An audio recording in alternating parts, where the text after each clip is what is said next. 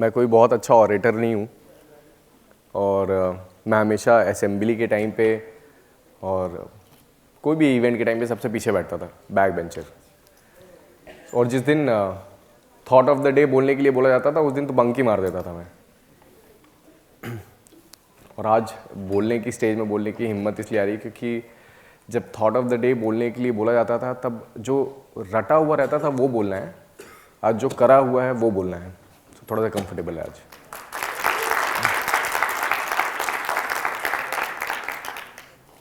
तो यहाँ पे मेरे को मेरी स्टोरी सुनानी है।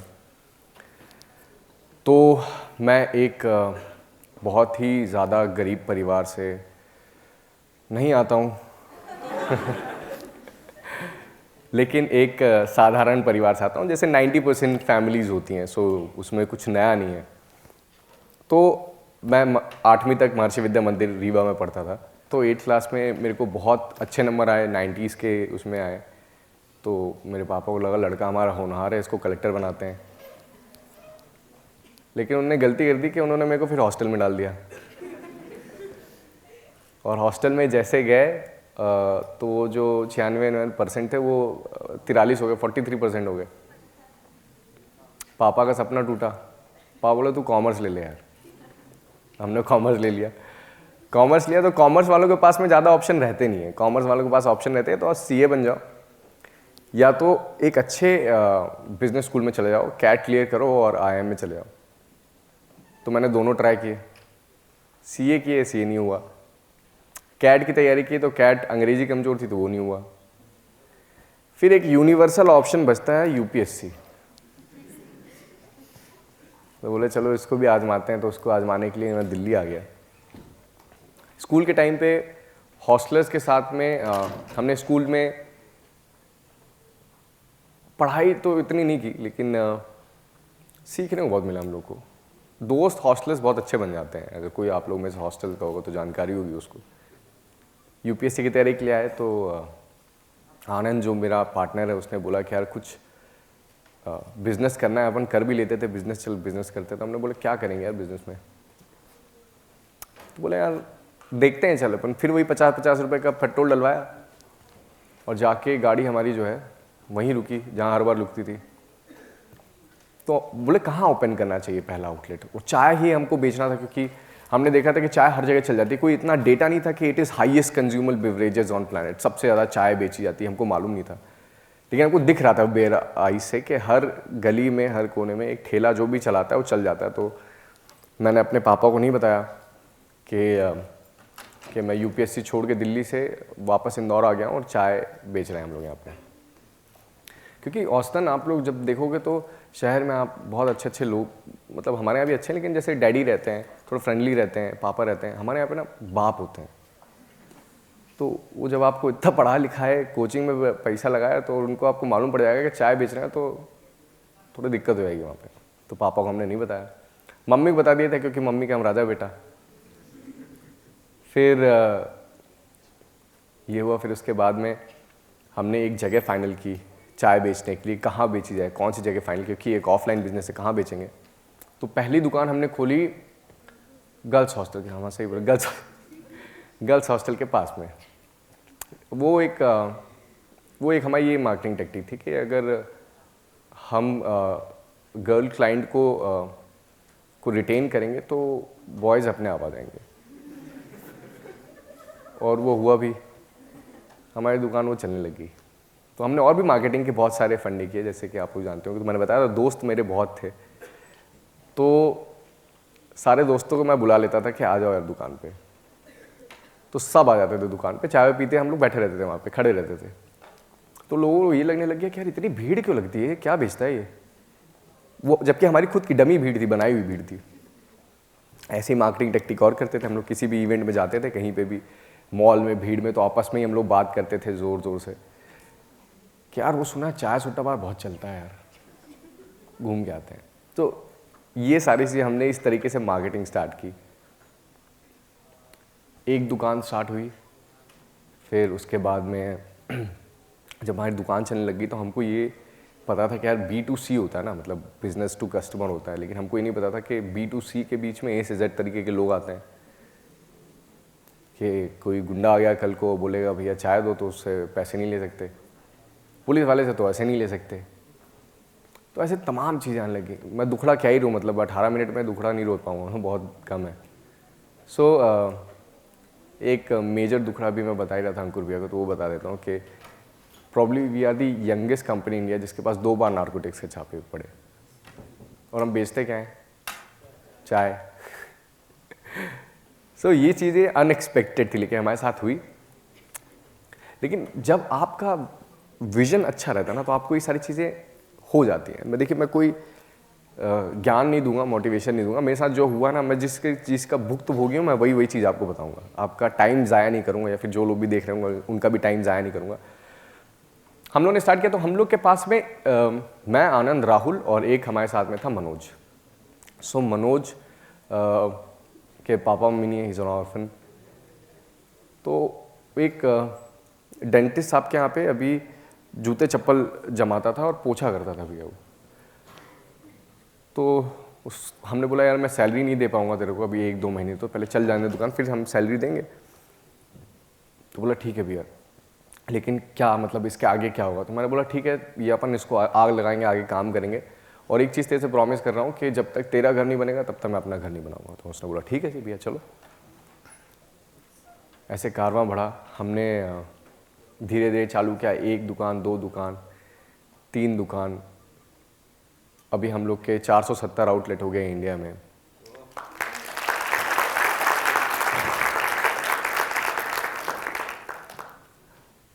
सब लोग की एक इच्छा रहती है, सब स्टूडेंट्स की लाइफ में इच्छा रहती है कि वो एक फॉरेन ट्रिप मारे। मेरे तो पूरे खानदान से कोई नहीं गया। हमारे यहाँ पे तो अमेरिका का मतलब आज भी लोग समझते हैं, विदेश का मतलब सिर्फ अमेरिका ही समझते हैं। तो जब हम लोग को पहला एक ऑफ़र आया दुबई में ओपन करने के लिए, तो हम लोग बड़े खुश हो गए, बोले कि यार बताओ हम लोग दुबई जा रहे हैं आज। तो दुबई गए, तो दुबई में हम लोग दुकान खोलने गए थे, लेकिन दुबई की सुंदरता इतनी कि हम भूल गए कि दुकान खोलने आए थे हम। फिर हम लोगों ने वहाँ पे मेहनत की। लोगों ने बोला कि यहाँ पे दुकान नहीं चलेगी। तो मैं बोला क्यों नहीं चलेगी भाई? बोले कि आप इंडिया में चला लेते हो, दुबई बहुत स्ट्रिंजेंट है। वाकई में बहुत स्ट्रिंजेंट है वो। वहाँ पे आपको अगर टैब भी खोलना नहीं है, आपको नी यूज़ करनी है, पुश करनी है, तो हाथ धो सकते हो। 3 तरह के चाकू हैं। कुल्हड़ नहीं यूज़ कर सकते थे। कुल्हड़ के लिए हम लोग ने यहाँ से दिल्ली टेस्ट हाउस रिपोर्ट से करवाई, भेजी, FDA नॉर्म से काम करता है। तो ये सब चीज़ हमको मालूम नहीं थी, लेकिन हम उतर तो गए थे मार्केट में। हमको करना ही तो है, जैसे भी जितना भी टाइम लगे करेंगे। वो किया, और हमको एक ने बोला नहीं चलेगी दुकान। हम बोले वो इंडिया का ही था, लेकिन बहुत समय से वहाँ पे था, तो उसके दुबई के प्रति बहुत प्रेम था उसको। बोला नहीं, बहुत एडवांस कंट्री नहीं चलेगी। बोला कितनी पॉपुलेशन है आपके यहाँ पे? तो उसने बोला 20 लाख। हम बोले हमारी जबलपुर जितनी है।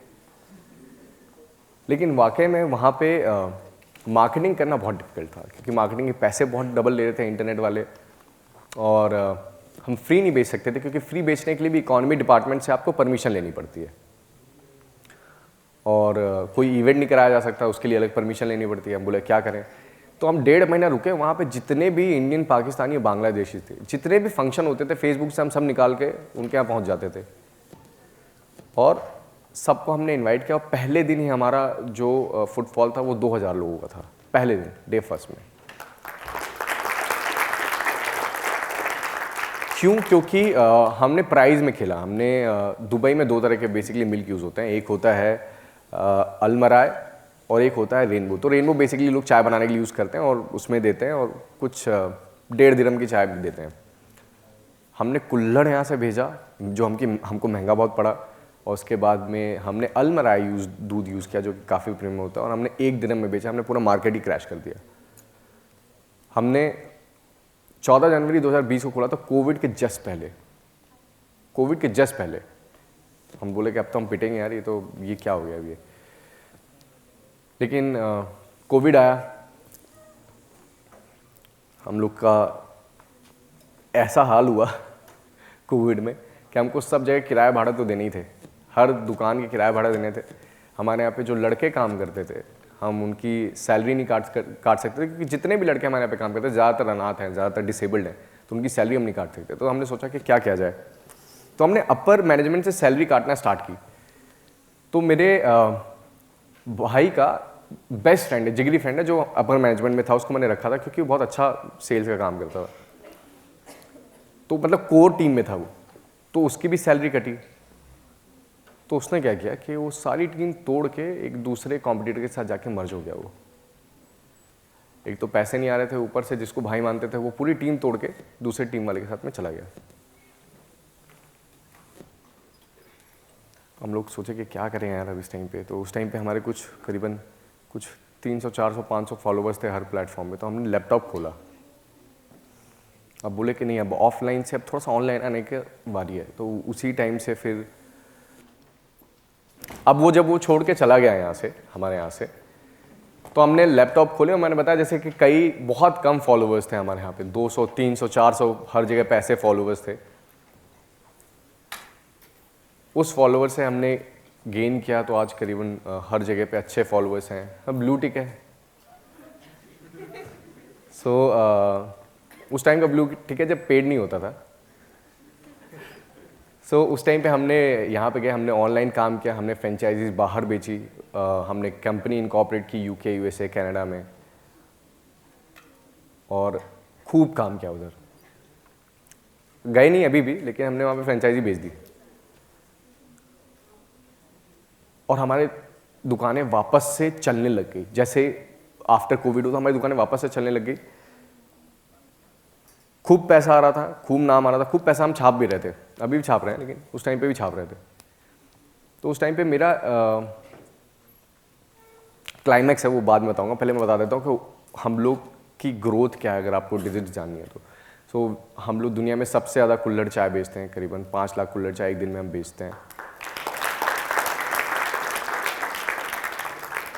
हमारी सारी फ्रेंचाइजी बहुत अच्छे चलती हैं, ये हमारी बहुत बड़ी अचीवमेंट है। हमारे यहाँ पे जो मनोज था ना, जो ऑर्फन था, जो हमारे पास सबसे स्टार्टिंग में था, आज ही ओन्स अ बंगलो इन इंदौर।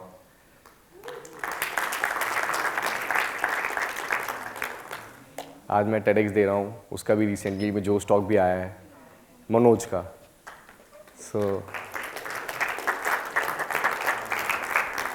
और वो जो लड़का छोड़ के गया था हमारे यहाँ से, तो उसके लिए तो गाना याद आता है कि ठुकरा के मेरा प्यार इंतकाम देखेगी।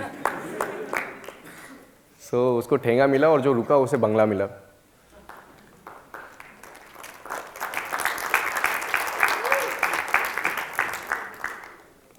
फिर हमारी लाइफ बहुत अच्छी चलने लग गई, सब चीज़ अच्छे चलने लग गया। जैसे बता रहा था, पैसा आ रहा था, नाम था, फॉलोअर्स हो गए थे, तो लोग सेल्फी खिंचाने लग गए थे।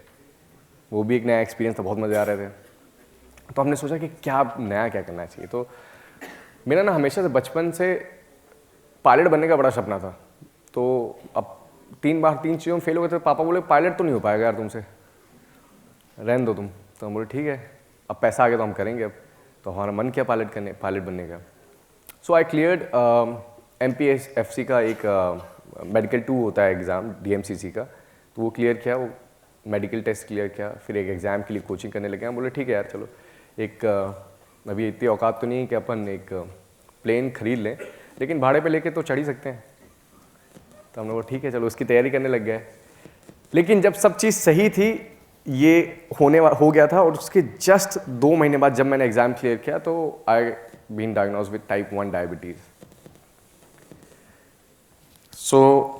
जब मुझे डायबिटीज़ निकली तो ये ऑटो इम्यून डिसीज़ है बेसिकली। ये कभी ऐसा मत सोचिए कि पैसे आने से हो जाती है। It just happen to be, मेरे पूरे ख़ानदान में किसी को नहीं है। जब मुझे हुई तो मेरा करीबन 12 किलो वेट लूज़ हुआ। तो हमको मालूम पड़ा कि हाँ ये क्या है। मैं हमेशा से एथलीट रहा हूँ, तो मैं कभी बीमार नहीं पड़ा।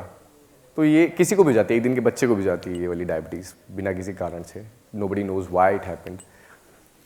And the only cure available is, the only treatment available, there is no cure, only treatment available is that you have to take the insulin का इंजेक्शन। तो जब मुझे मालूम पड़ा कि भाई इंजेक्शन लगाने हर बार, जब भी आप खाओगे आपको हर बार इंजेक्शन लगाने, मैंने बोला यार ये मैं कैसे करूँगा यार, लाइफ टाइम कैसे इंजेक्शन लगाऊंगा। फिर जैसे तैसे हिम्मत की इंजेक्शन लगाना स्टार्ट किया। तो जब इंजेक्शन लगाया मैंने, तो स्टार्टिंग में जब इंजेक्शन लगाया तो मैं 2 बार कोमा में टच हो गया, क्योंकि शुगर लो हो जाती है।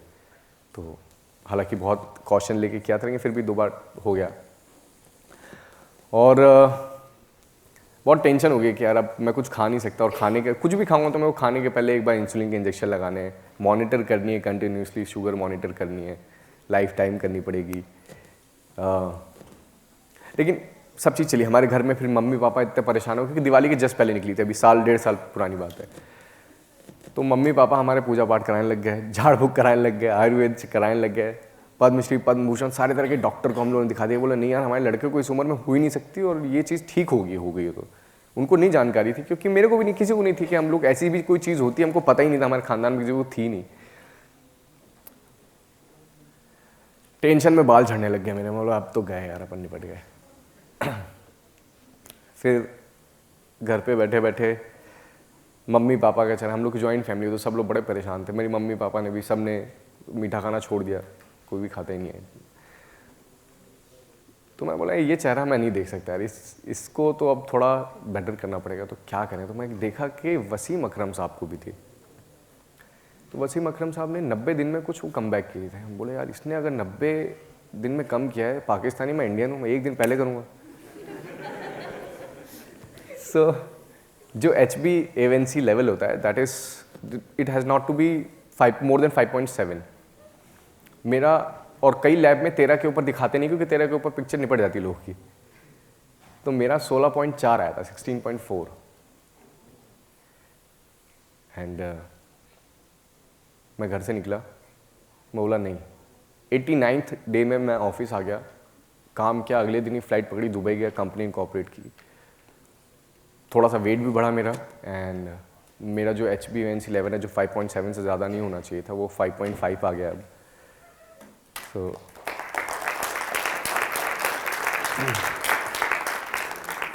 धंधा करते करते,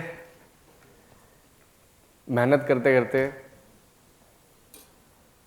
ये क्योंकि ये एज ऐसी रहती है ना कि आप पूरे फिट एंड फाइन रहते हो, तो आपको पता नहीं चलता है, हर चीज़ आपकी स्मूथ चलती रहती है, लेकिन आपको हमेशा हेल्थ के लिए ध्यान रखना। क्योंकि मैं भुक्तभोगी, मैंने बोला था, जैसे कि मैं वही बताऊंगा जो मेरे साथ हुआ है।